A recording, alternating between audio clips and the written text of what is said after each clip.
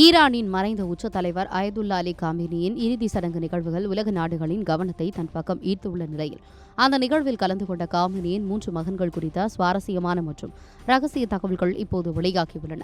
கடந்த பிப்ரவரி மாதம் அமெரிக்கா மற்றும் இஸ்ரேல் நடத்திய தாக்குதலில் காமினி கொல்லப்பட்டதை தொடர்ந்து சுமார் 4 மாதங்களுக்கு பிறகு தெஹ்ரான் வீதிகளில் லட்சக்கணக்கான மக்கள் கண்ணீருடன் திரண்டுள்ளனர். இந்த மாபெரும் இறுதி ஊர்வலத்தில் காமினியின் சவப்பெட்டிக்கு முன்னால் அவரது 3 மகன்களான முஸ்தபா, மாசூத் மற்றும் மைசம் ஆகியோர் அஞ்சலி செலுத்தியது ஈரானிய அதிகார மையத்தின் அடுத்த கட்ட நகர்வை உறுதிப்படுத்துவதாக அமைந்துள்ளது. காமேனியின் மூத்த மகனான முஸ்தபா மிகவும் எளிமையான மற்றும் தனிப்பட்ட வாழ்க்கை முறையை கொண்டவர். ஈரானின் புனித நகரமான குமில் தங்கி மத போதகராக பணியாற்றி வரும் இவர் பொது மேடைகளில் தோன்றுவதை அநேகமாக தவிர்த்து விடுவார். ஆனால் அவருக்கு அடுத்த தம்பியான மாசூத் காமேனி ஈரானின் ஒரு மிகப்பெரிய நிழல் மனிதராகவே பார்க்கப்படுகிறார். காமேனியின் கொள்கைகளை பரப்புவதற்கும் ஊடகங்களை நிர்வகிப்பதற்கு என ஒரு மிகப்பெரிய அரசு நிதி உதவி பெறும் அமைப்பையே இவர் நடத்தி வருகிறார்.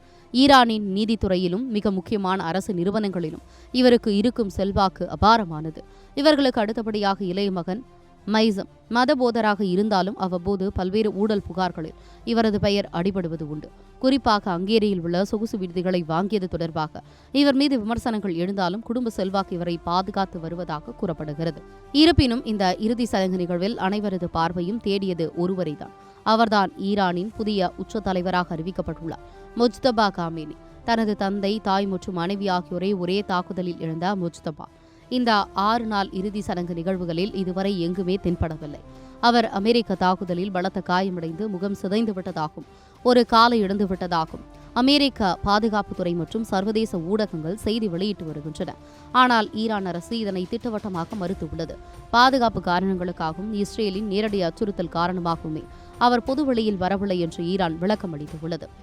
அமெரிக்க அதிபர் டொனால்டு டிரம்ப் ஈரானிய தலைவர்கள் அனைவரும் ஒரே இடத்தில் கூடியிருப்பதை குறிப்பிட்டு ஒரே அடியில் அத்தனை பேரையும் அழித்துவிட முடியும் என விடுத்த எச்சரிக்கை முஜ்தபாவின் பாதுகாப்பில் இன்னும் கூடுதல் கவனத்தை செலுத்த ஈரானை தூண்டியுள்ளது. தான் பலவீனமாக இருப்பதை உலகிற்கு காட்டக்கூடாது என்பதற்காகவும் எதிரிகளின் அடுத்த கட்ட தாக்குதலுக்கு தப்புவதற்காகவும் முஜ்தபா இந்த ரகசியத்தை தொடர்ந்து பாதுகாத்து வருகிறார்.